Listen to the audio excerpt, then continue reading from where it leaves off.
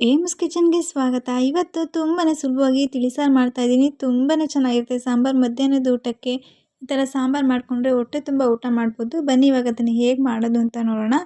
ನಾನಿಲ್ಲಿ ಮೊದಲಿಗೆ ಟೊಮೊಟೊ ಹಣ್ಣು ತಗೊಂಡಿದ್ದೀನಿ. ಅದನ್ನು ಕಟ್ ಮಾಡಿ ಸೇರಿಸ್ಕೊತಾ ಇದ್ದೀನಿ.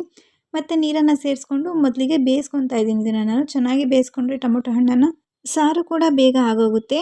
ಚೆನ್ನಾಗಿ ಬೇಯಿಸ್ಕೊಳ್ಳಿ. ಕಟ್ ಮಾಡಿ ಹಾಕ್ಕೊಂಡಿದ್ದೀನಿ, ಯಾಕಂದರೆ ಒಳಗಡೆ ಹುಳಗಳು ಇದ್ದರೆ ನಮಗೆ ಗೊತ್ತಾಗಲ್ಲ ಹಾಗೆ ಹಾಕ್ಕೊಂಡ್ರೆ, ಅದಕ್ಕೋಸ್ಕರ. ಈಗ ಒಂದು 5 ನಿಮಿಷ ಬೆಂದಾದ ನಂತರ ನಾನು ಮೇಲ್ಗಡೆ ಇರುವಂಥ ಸಿಪ್ಪೆಯನ್ನು ತೆಗೆದು ನಾನು ಮಿಕ್ಸಿ ಜಾರ್ಗೆ ಹಾಕ್ಕೊತಾ ಇದ್ದೀನಿ. ಈ ಮೇಲ್ಗಡೆ ಸಿಪ್ಪೆ ಯಾಕೆ ತೆಗಿತಾ ಇದ್ದೀನಿ, ಅದು ಸಿಪ್ಪೆ ಬಂದುಬಿಡುತ್ತೆ ರುಬ್ಬಿದಾಗ. ಅದಕ್ಕೋಸ್ಕರ ಸಾಂಬಾರು ಚೆನ್ನಾಗಿರೋದಿಲ್ಲ ಊಟ ಮಾಡಬೇಕಾದ್ರೆ ಬಾಯಿಗೆ ಸಿಗ್ತಾ ಇದ್ದರೆ.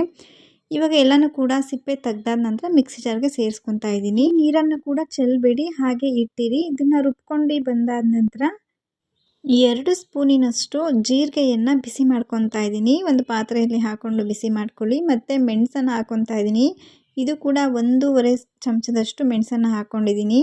ಮೀಡಿಯಮ್ ಫ್ಲೇಮಲ್ಲಿ ಇಟ್ಕೊಂಡು ಚೆನ್ನಾಗಿ ಹುರ್ಕೊಳ್ಳಿ. ಅದು ಘಮ ಬರಬೇಕು, ಅಲ್ಲಿವರೆಗೂ ಕೂಡ ಚೆನ್ನಾಗಿ ಹುರ್ಕೊಳ್ಳಿ. ಒಂದು 2-3 ನಿಮಿಷ ಆಗುತ್ತೆ ಅಷ್ಟೇ. ಇದು ಫ್ಲೇವರ್ ಇದು. ಮತ್ತು ಖಾರಕ್ಕೆ ಮೆಣಸು ಕೂಡ ಇನ್ನೂ ನೀವು ಜಾಸ್ತಿ ಬೇಕು ಅಂದರೆ ಸೇರಿಸ್ಕೋಬೋದು ಮೆಣಸನ್ನು. ನಾನು ಖಾರಕ್ಕೆ ಮೆಣಸನ್ನು ಮಾತ್ರ ಬಳಸ್ಕೊತಾ ಇದ್ದೀನಿ ಅಷ್ಟೇ. ತುಂಬಾ ಚೆನ್ನಾಗಿರುತ್ತೆ 2 ಫ್ಲೇವರ್. ತಿಳಿಸಾರು ಅಂದಾಗ ಇವೆರಡು ಇರಲೇಬೇಕು. ನಾನಿವಾಗ ಅದನ್ನು ಸ್ಲ್ಯಾಬ್ ಮೇಲೆ ಹಾಕ್ಕೊಂಡು ಪುಡಿ ಮಾಡ್ಕೊತಾ ಇದ್ದೀನಿ. ನೀವು ಮಿಕ್ಸಿ ಜಾರಿಗೆ ಹಾಕ್ಕೊಂಡು ಕೂಡ ಪುಡಿ ಮಾಡ್ಕೊಬೋದು. ನಾನು ಚೆನ್ನಾಗಿ ಪುಡಿ ಆಗಲ್ಲ ಅನ್ನೋದಕ್ಕೋಸ್ಕರ ಈ ಥರ ಮಾಡ್ಕೊತಾ ಇದ್ದೀನಿ ಅಷ್ಟೇ. ಈಗ ಚೆನ್ನಾಗಿ ಪುಡಿ ಆದ ನಂತರ ನಾನು ಒಂದು ಬಟ್ಲಿಗೆ ಇದನ್ನು ತೆಗೆದಿಟ್ಕೊತಾ ಇದ್ದೀನಿ. ಇದಾದಮೇಲೆ ನಾನು ಒಗ್ಗರಣೆ ಹಾಕೋದಕ್ಕೆ ಒಂದು ಪಾತ್ರೆ ತೊಗೊಂಡಿದ್ದೀನಿ. ಅದಕ್ಕೆ ಸ್ವಲ್ಪ ಎಣ್ಣೆಯನ್ನು ಸೇರಿಸ್ಕೊಂಡು, ಎಣ್ಣೆ ಕಾದಾದ ನಂತರ 1 ಸ್ಪೂನಿನಷ್ಟು ಸಾಸಿವೆನ ಸೇರಿಸ್ಕೊತಾ ಇದ್ದೀನಿ. ಸಾಸಿವೆ ಸಿಡ್ದಾದ್ಮೇಲೆ ಬೆಳ್ಳುಳ್ಳಿನ ನಾನು ಜಜ್ಜಿ ತೊಗೊಂಡಿದ್ದೀನಿ. ಅದರ ಸಿಪ್ಪೆಯನ್ನು ತೆಗೆದು ಜಜ್ಜಿ ಹಾಕ್ಕೊಂಡಿದ್ದೀನಿ. ಇದಾದಮೇಲೆ 2 ಒಣಮೆಣ್ಸಿಕಾಯಿ ಹಾಕ್ಕೊಂಡಿದ್ದೀನಿ. ಇದು ಖಾರ ಇರೋ ಒಣಮೆಣ್ಸಿಕಾಯಿ. ನಂತರ ಕರಿಬೇವಿನ ಸೊಪ್ಪನ್ನು ಹಾಕ್ಕೊಂಡಿದ್ದೀನಿ. ವಿಡಿಯೋ ಎಲ್ಲೂ ಸ್ಕಿಪ್ ಮಾಡದೆ ಪೂರ್ತಿ ವಿಡಿಯೋ ನೋಡಿ ಸಪೋರ್ಟ್ ಮಾಡಿ. ನಂತರ ಈಗ ರುಬ್ಬಿದ್ವಲ್ಲ ಟೊಮೊಟೊನ, ಅದನ್ನು ಸೇರಿಸ್ಕೊತಾ ಇದ್ದೀನಿ. ಇದಕ್ಕೆ ನೀರನ್ನು ಆವಾಗಲೇ ನಾವು ಬೇಯಿಸಿದ್ವಲ್ಲ, ಆ ನೀರನ್ನು ಸೇರಿಸ್ಕೊತಾ ಇದ್ದೀನಿ. ಇನ್ನೂ ಸ್ವಲ್ಪ ಹೆಚ್ಚು ನೀರನ್ನು ಕೂಡ ಹಾಕ್ಕೊಂಡಿದ್ದೀನಿ. ನಮಗೆ ತಿಳಿಸಾರು ಅಂದರೆ ಸ್ವಲ್ಪ ತೆಳ್ಳಗಿದ್ರೇ ಚೆಂದ. ಅದಕ್ಕೋಸ್ಕರ 1/4 ಚಮಚದಷ್ಟು ಅರಿಶಿನ ಮತ್ತು ಪುಡಿ ಮಾಡಿದ್ವಲ್ಲ ಜೀರಿಗೆ, ಅದನ್ನು ಕೂಡ ಹಾಕ್ಕೊಂಡು ಸ್ವಲ್ಪ ರುಚಿಗೆ ಎಷ್ಟು ಬೇಕಷ್ಟು ಉಪ್ಪನ್ನು ಕೂಡ ಸೇರಿಸ್ಕೊಂಡಿದ್ದೀನಿ. ಇದು ಆಲ್ರೆಡಿ ಟೊಮೊಟೊನೂ ಬೆಂದಿರೋದ್ರಿಂದ ಮತ್ತು ಜೀರಿಗೆ ಮೆಣಸು ಅಲ್ಲೇ ಬಿಸಿ ಮಾಡಿ ಹಾಕ್ಕೊಂಡಿರೋದ್ರಿಂದ ಜಾಸ್ತಿ ಟೈಮೇ ಹಿಡಿಯೋದಿಲ್ಲ. ಒಂದು ಕುದಿ ಬಂದರೆ ಸಾಕು, ನನಗೆ ಸಾಂಬಾರು ರೆಡಿಯಾಗಿ ಹೋಗುತ್ತೆ.